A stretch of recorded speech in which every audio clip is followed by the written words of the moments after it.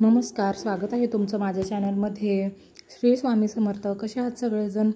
मस्त। तर आज ह्यांची शनिवारची ही ड्युटी आहे। शनिवारी यांना सुट्टी असली की हे भाजीला वगैरे आणायला जातात आणि सकाळी 9 पण वाजले नव्हते, 9 वाजले होते बहुतेक। इतकं ऊन पडलं होतं, आता उन्हाळा चालू झाला आहे। सकाळी 7-8 वाजल्यापासूनच जाणवायला लागलं, इतकं ऊन पडलं होतं ना।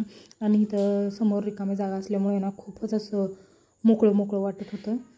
आणि इथं हृदयचं चाललं होतं मस्ती वगैरे काय त्यांचं, त्याला पण त्या दोघांना पण ते घेऊन गेले होते सोबत।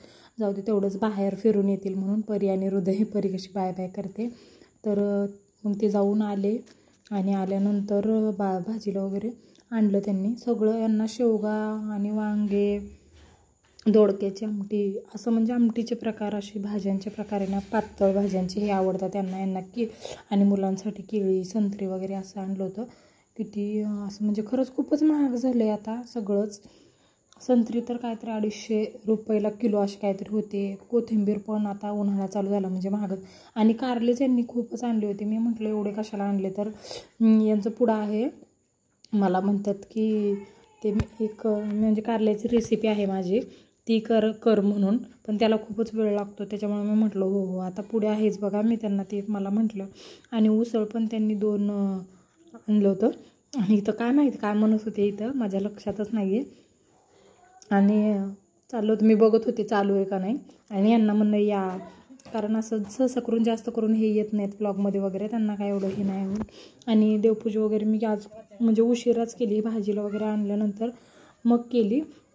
तोपर्यंत भाज्या वगैरे मी बनवून ठेवल्या होत्या, भाज्या आणि चपात्या, पीठ वगैरे तिंबून ठेवलं होतं। आणि त्या हातात पीठ वगैरे तिंबलं होतं मी, आणि इथं बसलो होतो। मग आम्ही सगळं हे मला सांगत होते, हे कितीला आणलं, ते कितीला आणलं, सगळं विचारत होते। मग हे सगळं ठेवून टाकलं आणि मग इथं चपात्या वगैरे 2 लाटल्या आणि त्यांना दिलं जेवायला। सुकी वांग्याची भाजी, शेवग्याची भाजी आणि दूध वगैरे, दूध कंपल्सरी यांना लागतं, खातात हे। आणि चपात्या वगैरे, आणि मुलं पण यांच्यासोबतच बसली। आणि इथं यांचं शेंगा वगैरे खाणं चालू होतं, मी ओरडत होते त्यांना।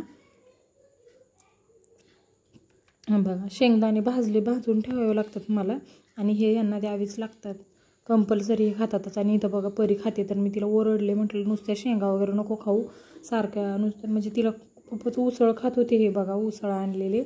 मग मी चपात्या वगैरे अजून मग त्यांना जेवता जेवता गरम गरम दिल्या, तूप वगैरे लावून खाल्लं ना। मुलं पण खात नाहीत, आणि त्यांच्यासोबत जरा मग कसं होतं, खातात त्यांच्या नादाने। आणि इथं मी आत्ताच त्यांना वाढून दिलेलं म्हणून ते सगळं उघडं ठेवले, आणि चपात्या लाटतच होते मी अजून। तर आता चपात्या वगैरे लाटून घेते पटकन। चपात्या पण मस्त फुगत होत्या बरं का। आणि मी जेव्हा व्हिडिओ घेतला ना तेव्हाच पूर्ण अशी फुगली नाही, पण बऱ्यापैकी फुगली, आणि असेच आवडतात। आणि हा महिला दिनादिवशीचा व्लॉग आहे। तर महिला दिनाच्या तुम्हा सगळ्यांना खरंच खूप खूप शुभेच्छा।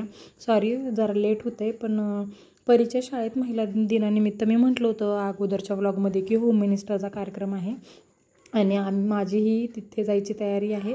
कशी वाटते माझं लुक बघा, सिम्पल साधा मी असं म्हणजे हे केलं होतं, सिम्पलच नटले होते, काही एवढं नाही, पण साडीमुळे लुक आलता। आम्ही चाललो होतो, हे मला सोडायला आले होते।